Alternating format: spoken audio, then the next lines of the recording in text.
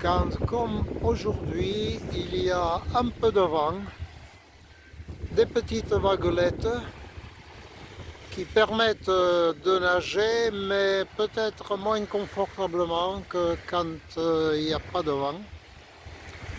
Alors, je décide de partir de l'autre côté de l'île, complètement au sud, sur la côte ouest, où en général règne un calme plat. C'est ce qu'on appelle une côte sous le vent. Je vous y amène de suite. Pour me rendre sur cette plage, bien entendu, je vais utiliser mon tricycle qui me permettra d'y arriver en une vingtaine de minutes sans aucun effort de pédalage. Mon tricycle étant bien chargé avec tout ce qu'il faut, le masque, les palmes, une réserve d'eau pour me rincer après, et nous voilà partis au sud-est de l'île. Me voici devant la maison de Loulou. Chanda, Chanda la pauvre ne pourra pas venir parce que c'est quand même un peu trop loin.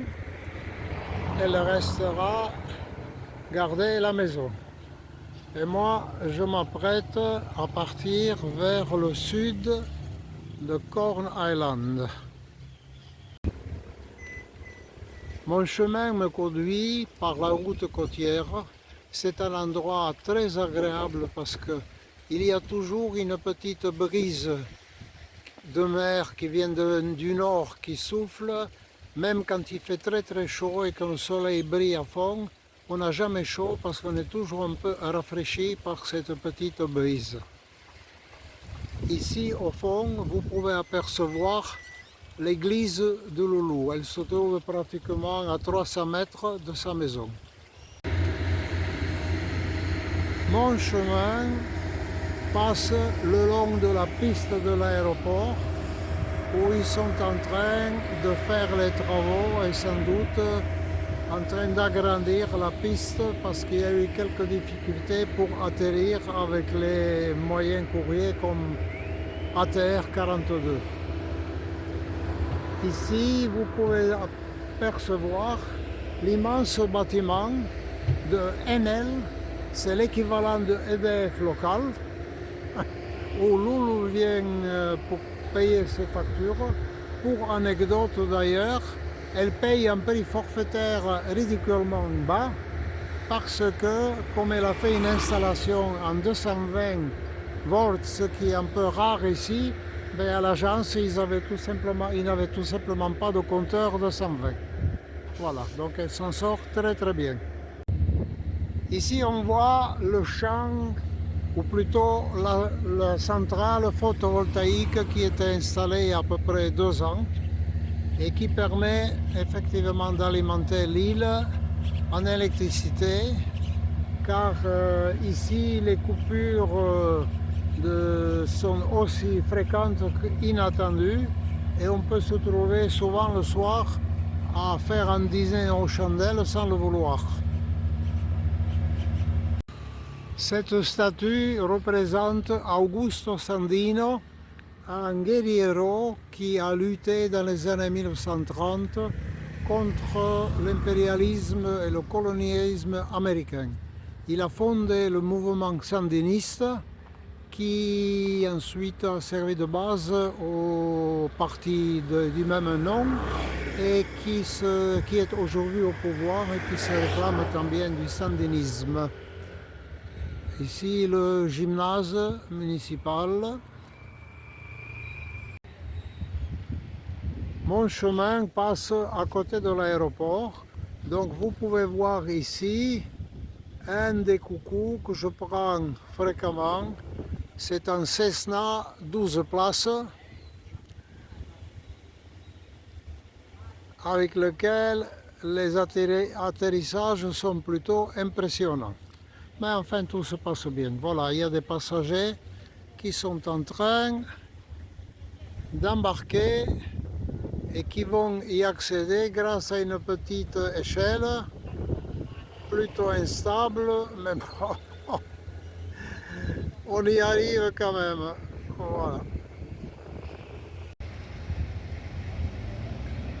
Ici, c'est le parking de l'aéroport avec quelques petits taxis.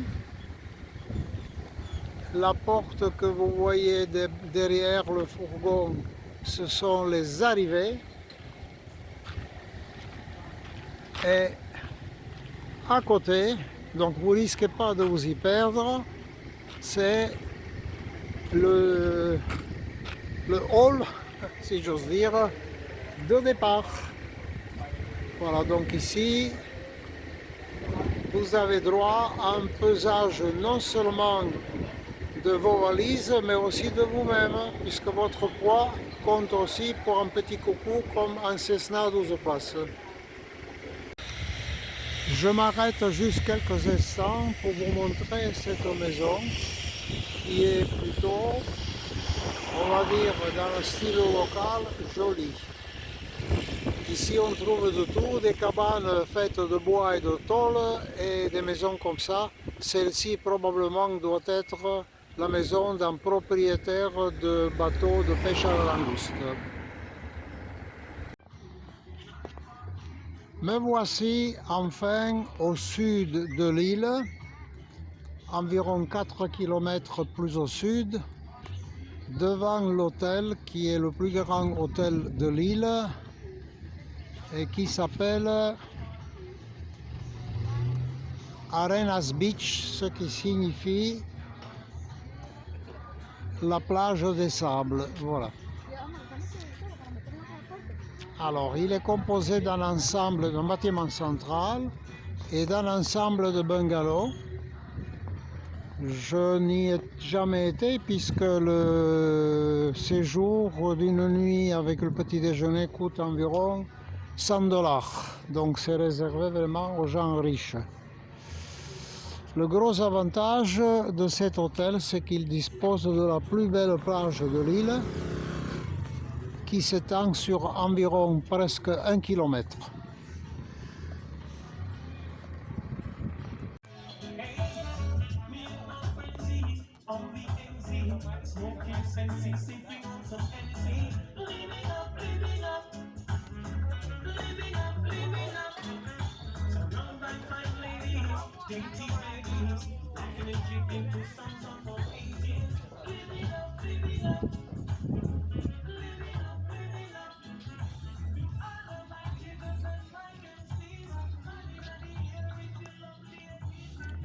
On peut profiter des chaises longues à condition d'être client de l'hôtel ou bien alors au moins prendre une boisson au bar que vous venez de voir. Cette plage est une merveille parce que même quand il y a beaucoup de vent sur le côté nord ou le côté est, côté atlantique de l'île, ici, comme vous pouvez constater, c'est le calme plat. C'est un miroir. Un miroir, pas de vagues, aucun danger, rien. On voit juste le ponton où accostent les bateaux qui livrent le carburant sur l'île. Et on y venait de temps en temps pour y passer quelques heures. L'inconvénient, c'est que les parasols et autres sont réservés aux clients. Donc il faut s'amener ses propres équipements, mais ici, on n'en trouve pas.